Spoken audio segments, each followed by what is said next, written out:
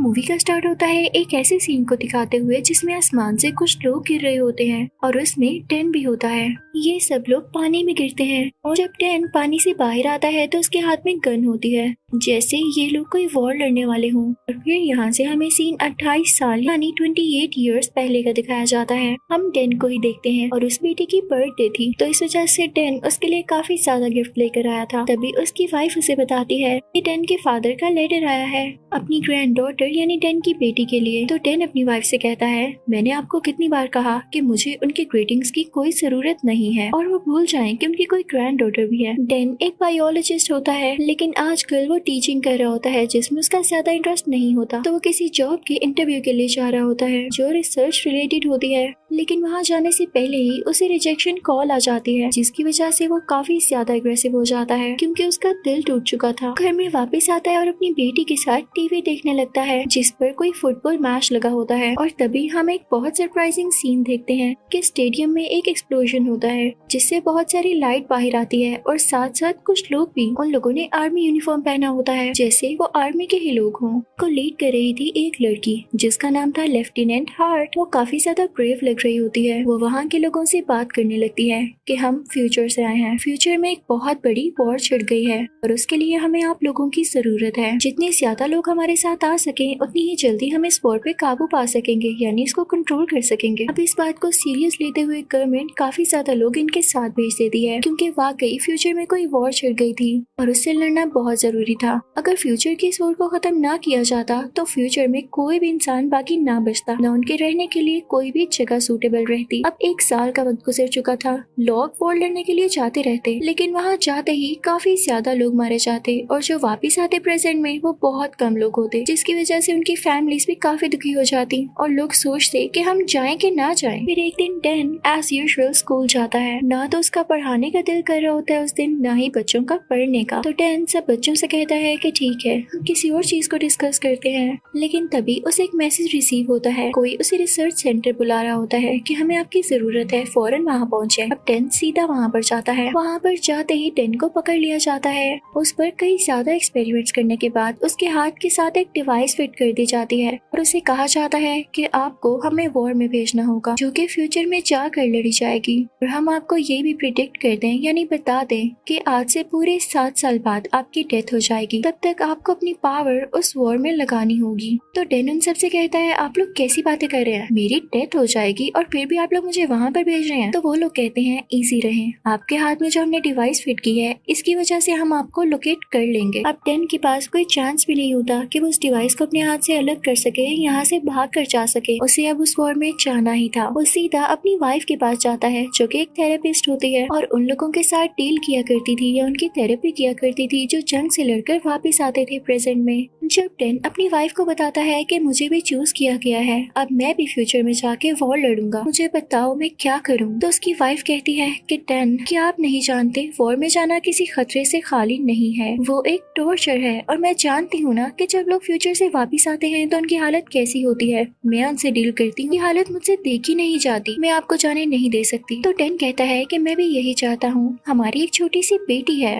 मैं मरना नहीं चाहता। तो डेन की वाइफ कहती है तो हम यहाँ से भाग चलते हैं, किसी को खबर नहीं होगी। तो डेन कहता है कि नहीं हम भाग भी नहीं सकते, उन्होंने मेरे हाथ में एक ऐसी डिवाइस लगाई है जिससे वो मुझे कहीं पर भी लोकेट कर सकते हैं, चाहे मैं यहाँ हूँ या फ्यूचर में। तो डेन की वाइफ कहती है ये बहुत अजीब बात है लेकिन इसका सोल्यूशन है मेरे पास, आपके फादर इसको रिमूव कर सकते हैं। डेन कहता है कि मैं तुम्हें पहले भी बता चुका हूँ, मुझे अपने फादर की कोई हेल्प नहीं चाहिए। लेकिन डेन की वाइफ उसे समझाती है कि इसको निकलवाने के लिए तुम्हें उनकी मदद की जरूरत पड़ेगी। अब डेन को अपने फादर के पास जाना पड़ता है।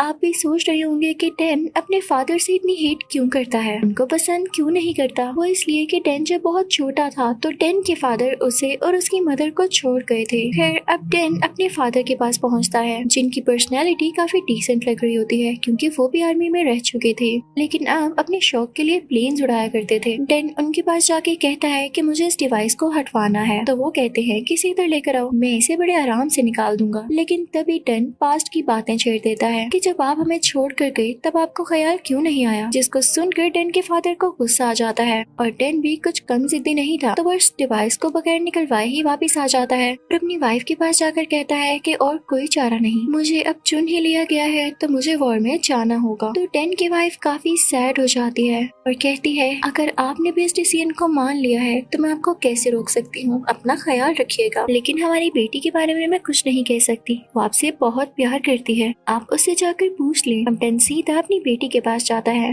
वो अपनी बेटी से कहता है कि मुझे कुछ काम है और इसके लिए मुझे कई महीनों तक घर नहीं आना होगा, तो मुझे मिस तो नहीं करोगी। तो टेन की बेटी कहती है कि पापा मैं जानती हूँ आप फ्यूचर में जा रहे हैं, आपको वॉर लड़ने के लिए भेजा जा रहा है, आप जाएं क्योंकि मैं जानती हूँ यू कैन डू इट। अब टेन अपनी बेटी को गुड बाय कहता है और उसे रिसर्च सेंटर आ जाता है जहाँ पर उनको बताया जाता है कि आगे जाके क्या क्या करना होगा। वहाँ पर टेन काफी ज्यादा लोगों से मिलता है, उनको भी वॉर लड़ने के लिए चूज किया गया था। वहाँ पर टेन की दोस्ती एक आदमी से हो जाती है जो उसको बताता है कि क्या तुमने नोट किया हम सारे लोग एक ही उम्र के हैं। वहीं पर बैठी एक लड़की काफी इंटरेस्टिंग क्वेश्चन पूछती है। वो कहती है कि अगर हमारे पास टाइम मशीन है तो हम उस टाइम में क्यों नहीं जा सकते जब ये वॉर स्टार्ट नहीं हुई थी, और हम जाकर उन लोगों को रोक सकते हैं जो हमारी दुनिया को नुकसान पहुंचाने वाले हैं। अब वहाँ पर बैठा एक आदमी उससे कहता है हमारे पास जो टाइम मशीन है वो 30 साल बाद ही जा सकती है, उसका एक ही रास्ता है और हम उसको चेंज नहीं कर सकते वरना हम बहुत बड़ी मुश्किल में पड़ जाएंगे। और यहाँ पर हमें पता चलता है कि जो लोग दुनिया को नुकसान पहुंचाने वाले हैं वो कोई इंसान नहीं है बल्कि वो काफी वियर्ड एलियंस हैं जो कि इंसानों पर अटैक करते हैं और इन सब को एलियन से लड़ने के लिए ही भेजा जा रहा है। अब यहाँ पर कुछ दिन इनकी ट्रेनिंग होनी होती है, इसको लेके कुछ लोग एक्साइटेड भी होते हैं और कुछ लोग डरे हुए भी होते हैं। अब रात को टेन और उसका दोस्त बातें कर रहे होते हैं कि तभी अलार्म बजता है, रेड लाइट ब्लिंक होने लगती है। तभी वहाँ पर लेफ्टिनेंट हार्ट आती है और इन सबको बताती है कि बहुत बड़ी अर्जेंसी हो गई है, हम सबको अभी फ्यूचर में जाना होगा क्योंकि फ्यूचर की दुनिया में हमारी एक ही लैब है जिसमें एक रिसर्च चल रही है कि एलियंस को कैसे मारा जाए, लेकिन उन्हीं एलियंस ने हमारी लैब पर अटैक कर दिया है और हमें जाकर उन्हें रोकना होगा। अब सब लोगों को एक जगह पर इकट्ठा किया जाता है और एक एक करके फ्यूचर में भेजा जाता है। जैसे ये लोग आसमान में पहुंचते हैं तो यहाँ के सिस्टम में कोई खराबी आ जाती है, यानी टाइम मशीन में सब लोग आसमान में ही रुक जाते हैं। इनको फ्यूचर की दुनिया में लैंड होना था लेकिन सारे लोग उस सिस्टम की खराबी की वजह से आसमान से नीचे गिरने लगते हैं। आप खुद सोचें जो इतनी ऊंचाई इतनी हाइट से नीचे गिरे उसका गिरते ही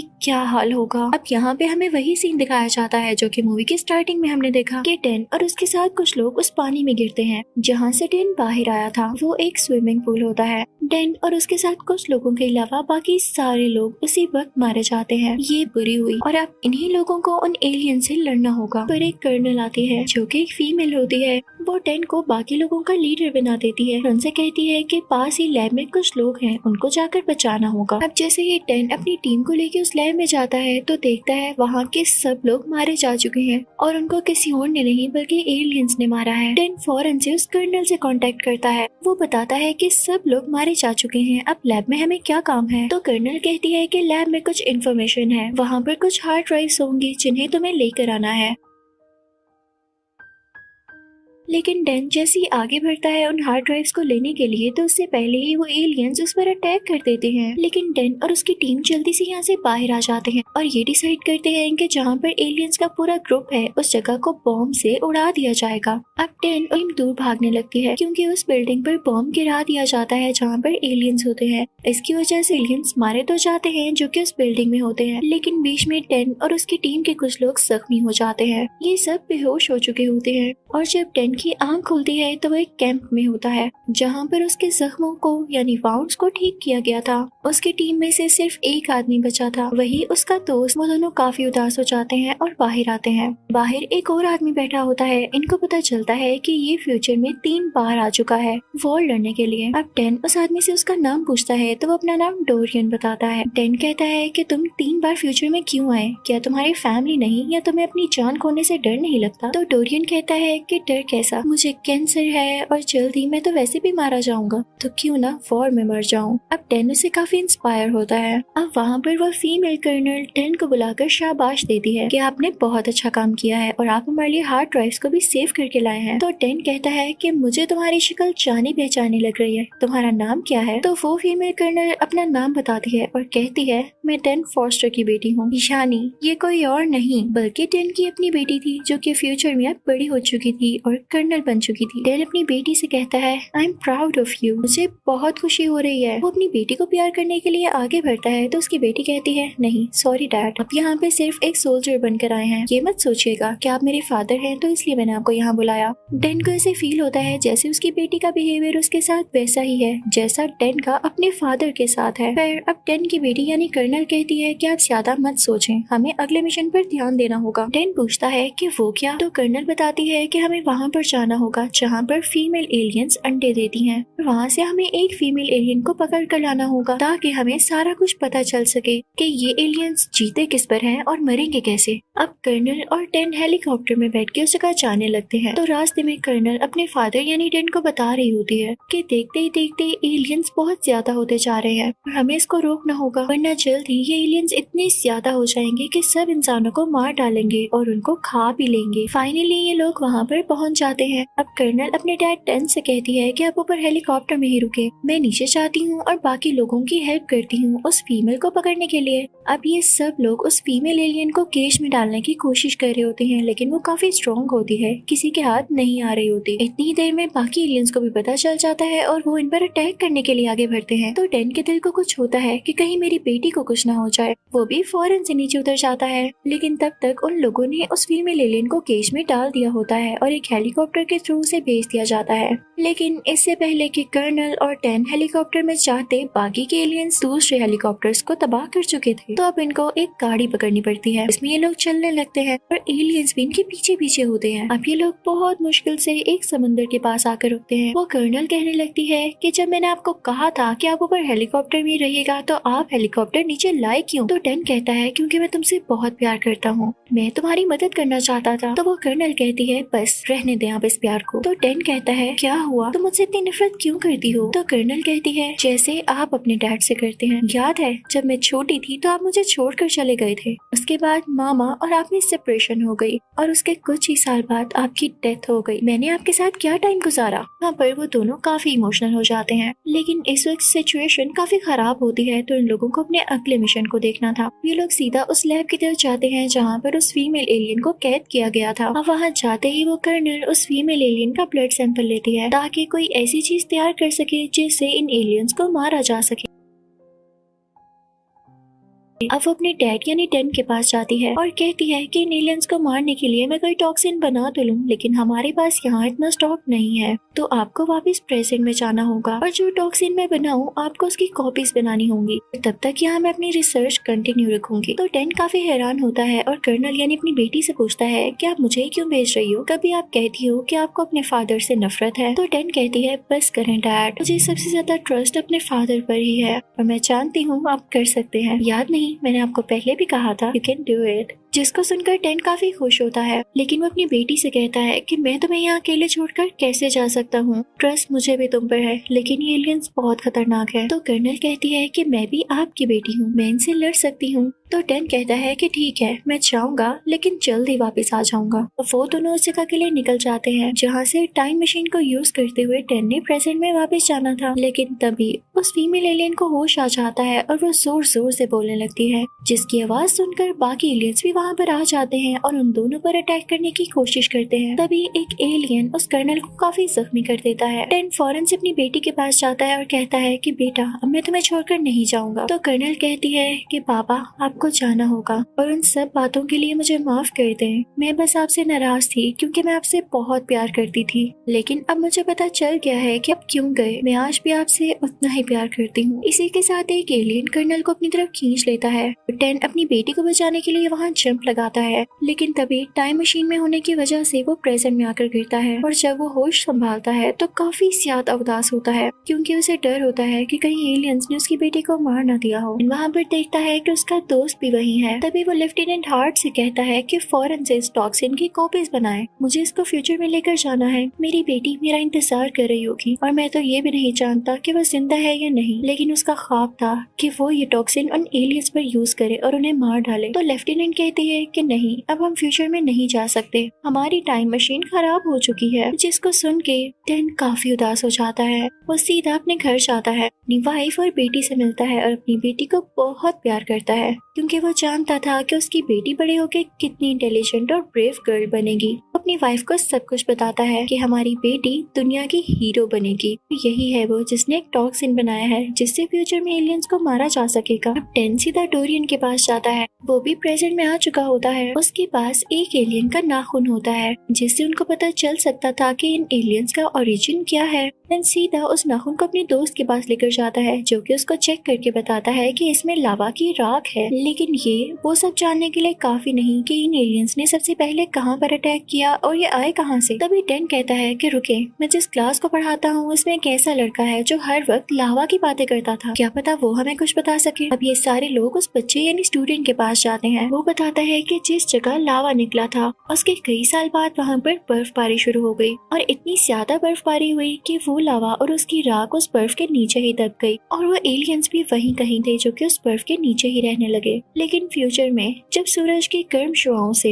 यानी सन रे से वो बर्फ पिघलना शुरू हुई तो वो एलियंस भी बाहर आ गए और उन्हें इंसानों पर अटैक करना शुरू कर दिया। वो इंटेलिजेंट बच्चा इनको सारी लोकेशन भी समझाता है। अब इनको ये बात अच्छे से समझ आ चुकी थी। अब टेन अपने साथियों को लेकर स्पेशल फोर्सेस के पास जाता है और कहता है कि हमें उस जगह जाना है ताकि हम उन एलियंस को खत्म कर सके। तो वहाँ का हेड कहता है हरगिज़ नहीं, ये सिचुएशन पहले ही काफी खराब है, मैं तुम्हें कोई भी एक्सपेरिमेंट नहीं करने दे सकता।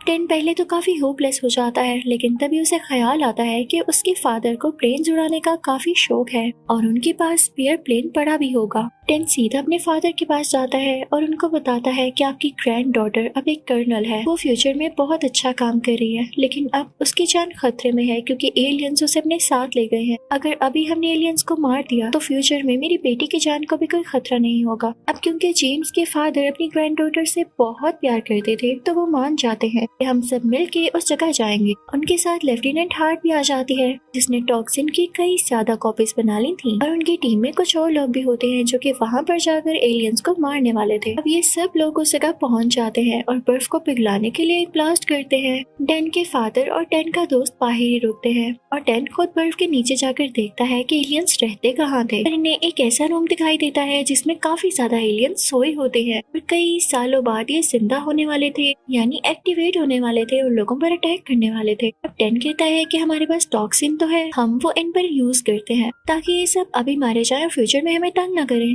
जैसे ही टेन और उसकी टीम ऐसा करने लगती है तो वो एलियंस काफी शोर मचाने लगते हैं, जिनकी आवाजों से बाकी सोए हुए एलियंस जाग जाते हैं और इन पर अटैक करने लगते हैं। भी वहाँ पर टेन का दोस्त उसे कहता है कि बस एक ही तरीका है इनको मारने का, ये बहुत ज्यादा पावरफुल है, हमें यहाँ ब्लास्ट करना होगा ताकि सब एक साथ ही मारे जाएं। तुम बाहर जाओ, इन एलियंस को यहाँ से बाहर नहीं निकलने देंगे और अगर ये बाहर आ भी गए तो तुम इनको बाहर शूट कर देना, इन पर टॉक्सिन यूज कर लेना। जैसे ही टेन बाहर जाता है तो उसके फादर भी वहाँ पर होते हैं और टेन को पता चलता है कि यहाँ पर एक बहुत बड़ी फीमेल एलियन है जो कि इन पर अटैक करने वाली है और वो इनकी तरफ बढ़ने लगती है इनको खाने के लिए या इन पर अटैक करने के लिए। टेन के पास एक आइडिया आता है और वो फौरन से अपनी बेटी का बनाया गया टॉक्सिन निकालता है और उस एलियन के पाँव पर लगा देता है। वो एलियन तो जैसे तड़पने लगती है और अपना हाथ अपनी बॉडी से अलग करके फेंक देती है क्योंकि उसका हाथ जलने लगा था। ये देख के टेन को काफी खुशी होती है कि फाइनली एक ऐसी चीज मिल गई जिससे इन एलियंस को मारना आसान हो गया है। लेकिन जब टेन के फादर ये देखते हैं कि वो एलियन अभी भी नहीं मरा और टेन की तरफ अटैक करने आगे आ रहा है तो वो अपने हाथ पर कट लगाते हैं ताकि उस खून को देख के वो एलियन उनकी तरफ आ जाए और वो भागने लगे, नीचे गिर जाए और वो एलियन भी उनके पीछे जंप लगा दे और मारा जाए। ये एक साइन था कि टेन के फादर उससे कितना प्यार करते थे और अगर वो उसे छोड़कर कहीं भी थे तो सिर्फ इस वजह से